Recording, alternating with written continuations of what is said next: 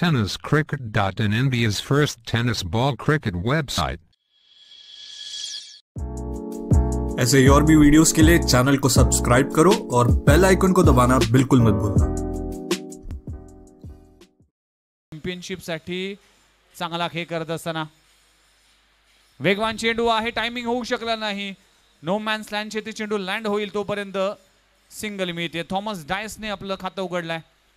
पहिली धाव आले बॅटमधून। टीमची धावसंख्या 1 या आकडे 2 या आकड्यावर। फ्रीडच्या बॉलवर मोठा फटका खेळू शकला नाही। सोपा नाहीये, ही फलंदाजासाठी कठीण खेळपट्टी आहे। पुन्हा एकदा भन्नाट वेगाने बीट केलाय थॉमस डायसला। अगदी अखुटप्प्याचा बॉल पडल्यानंतर स्किड झाला आणि थेट यष्टिरक्षकाकडे जातोय। डॉट बॉलची सांगता होतीये। रवी भुंबक पावसाळी क्रिकेट स्पर्धेमध्ये अगदी घातक गोलंदाज आहे। इथे लाईन पाहावं लागेल। आमचे प्रेक्षक आहेत ते मैदानाच्या आतून चाललेत, त्यांना विनंती करतो की मैदानाच्या बाहेरून तुम्ही बाहेरचा रस्ता पकडा।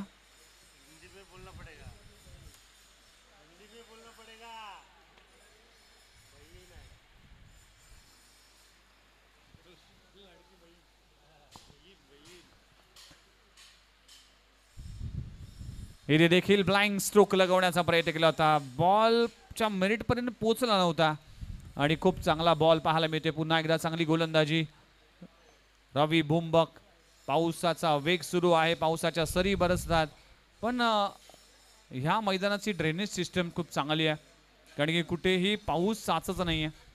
अगदी एका अँगलने पाऊस मात्र बाहेरच्या दिशेने जातोय, त्यामुळेच हा पावसाळी स्पर्धेसाठी खूप चांगला मैदान आहे।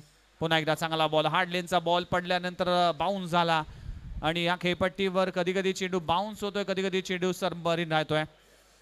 डॉट बॉलची सांगता होती। आतापर्यंत 5 बॉलचा खेळ संपलाय। टीमची धावसंख्या 4 या आकड्यावर। पहिल्या षटकाचा खेळ सुरू असताना रवी भुंबक वेगवान गोलंदाज।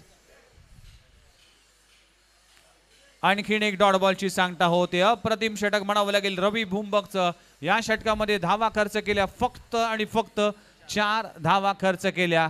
लाजबाब गोलंदाजी आतापर्यंत पाहायला मिळते। पहिल्या षटकाचा खेळ संपलाय। टीमची धावसंख्या बिनगडी बाद 4 धावा।